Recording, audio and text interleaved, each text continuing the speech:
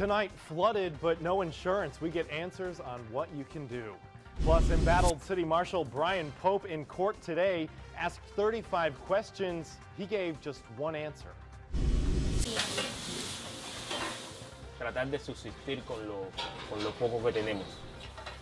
And an exclusive look at life in Cuba as one chef shares what keeps business rolling right now on TV3. Live from the KATC TV3 studios, this is Acadiana's News Channel at 10. Thank you for joining us. Tens of thousands of FEMA applications and flood insurance claims are being submitted across the state as the recovery from the historic flood continues. We've had so many questions on Facebook and calls into the newsroom for clarification on the process. And tonight we're getting answers. Valerie Poncetti with the breakdown of who qualifies for FEMA assistance, who needs flood insurance, and more in tonight's top story.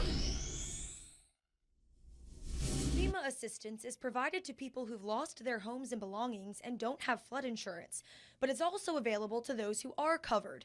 In fact, loan managers say no matter where you live, get insured. One of the main misconceptions we often hear is when people say they're not in a flood zone.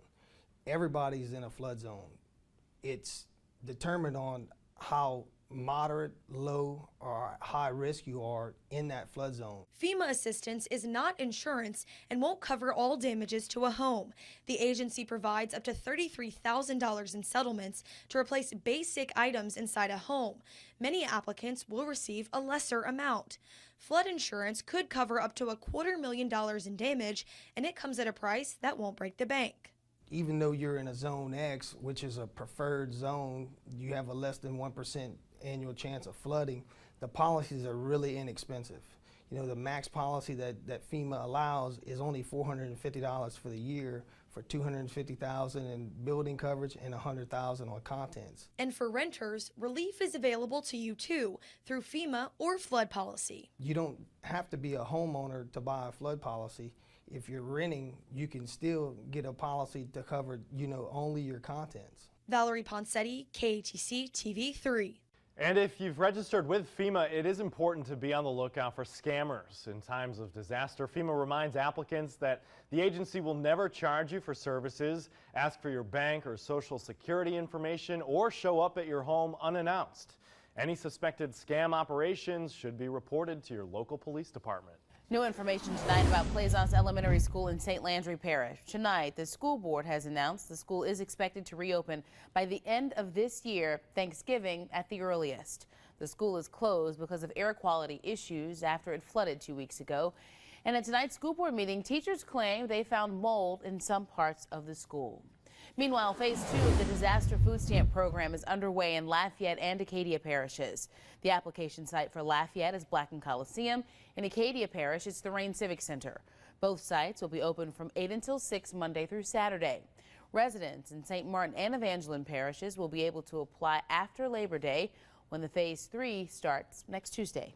Here's Daniel's 24-hour forecast. Well, the 24-hour forecast is looking better and better as we go through the rest of the week. We're actually going to get a little bit drier air to move its way into the area. Right now, though, still fairly humid at 76 in Lafayette, mid-70s down towards New Iberia, 73.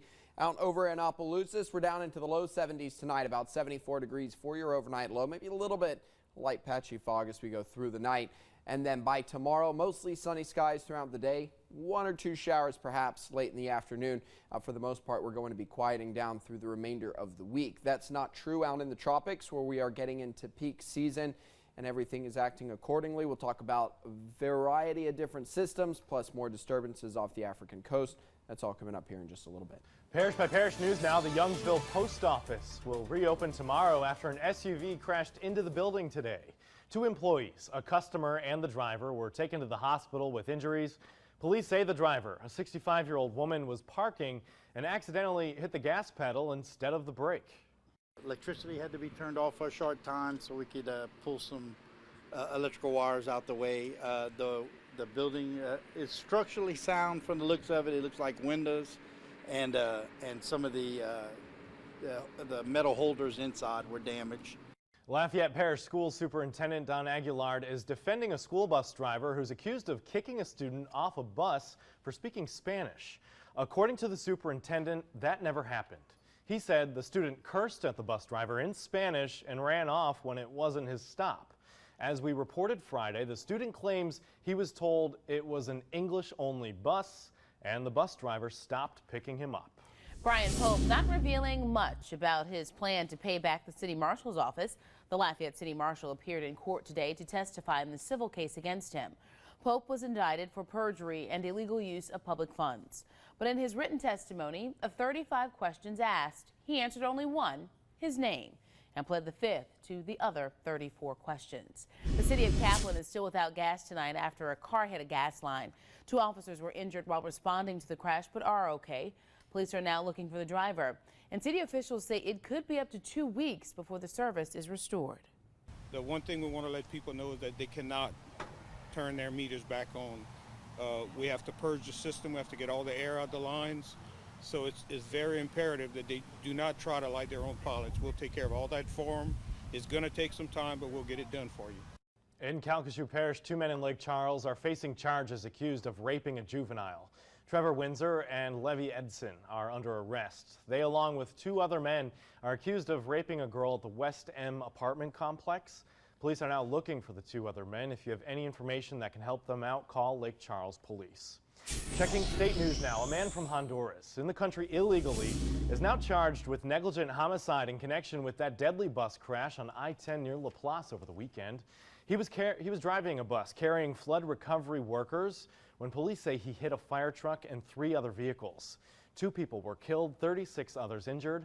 The bus driver, Dennis Rodriguez, was also driving without a license and had been ticketed for that just a few weeks ago. New information on the West Nile virus. There are 14 cases confirmed in Louisiana. Health officials say the risk of contracting the virus will go up, especially in areas that are flooded. But all of the already confirmed cases were reported before the flooding happened.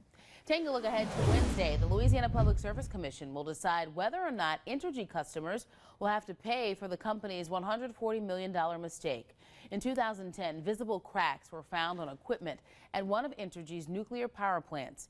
Now the utility company is requesting their 1 million customers pay for it. Tonight, we continue our series, The Cuban Connection, and this week, we're getting an exclusive look at what life is like in a land that feels stuck in time. Our Brianna Malloy is live in studio with more tonight. Brianna. In Cuba, new products are scarce, and that means from households to restaurants, it takes ingenuity to keep things rolling. The streets of Havana feel stuck in time. When U.S. trade stopped, many new products stopped with it. Classic cars run the roads, and historic buildings line the streets. Que se ha dedicado a mantener lo que teníamos. But cracked and weathered walls remind us that time always takes its toll. Tratar de subsistir con lo poco que tenemos. Necessity is the mother of ingenuity, and Cuba is rife with both. Lamps made from toothpaste tubes, satellites made from lunch trays. Even here at Atelier, one of Cuba's finest restaurants. It's invention that keeps business rolling. Cuba es un reto. Cuando tú estás afuera de Cuba, tienes la posibilidad de encontrarlo todo. Puedes hacer un menú con los ojos cerrados. Every day, gourmet chef Michael Calvo has to invent a new menu based on whatever ingredients are available. La materia prima a veces de buena calidad, a veces de media calidad. Los productos trabajamos por temporadas, mayormente porque se desaparecen unos, los otros. Y es un problema. But here in his restaurant, Calvo can sense change on the horizon. American customers are a common sight. Some who visit even offer to bring him new products from the States. And Calvo says he always asks for seasonings and new recipes. Siempre yo pido, la gente me dice, tú nunca pides nada para ti. Y yo sí, yo pido para mí, cosas para mi cocina, cosas para mi trabajo. And now, Calvo prepares lunch for a new group of Americans, 94 members of Louisiana's trade mission. And in learning where they're from, he shares a lifelong dream. My dream is someday go to Louisiana for learn the Creole food to Louisiana. I think it's the principal, the food in the United States of America. But the changes Calvo sees in his clientele are ripples from the globe. The Obama administration brought forth a new era in Cuban relations. On December 17, 2014, it's announced President Obama plans to normalize relations. Today, America chooses to cut loose the shackles of the past. July 1st, 2015, flags were raised, and both countries reopened their embassies. As two peoples who are no longer enemies or rivals, but neighbors. And in March 2016, the first family, for the first time in almost 90 years, pays Cuba an official state visit. I have come here to bury the last remnant of the Cold War in the Americas. Esos sueños que tuvimos mucho se están logrando, se están llegando. Y se respira un aire de muchos cambios. In a land frozen in time, Calvo embraces the future. And Michael Calvo's dream of coming to Louisiana may become a reality.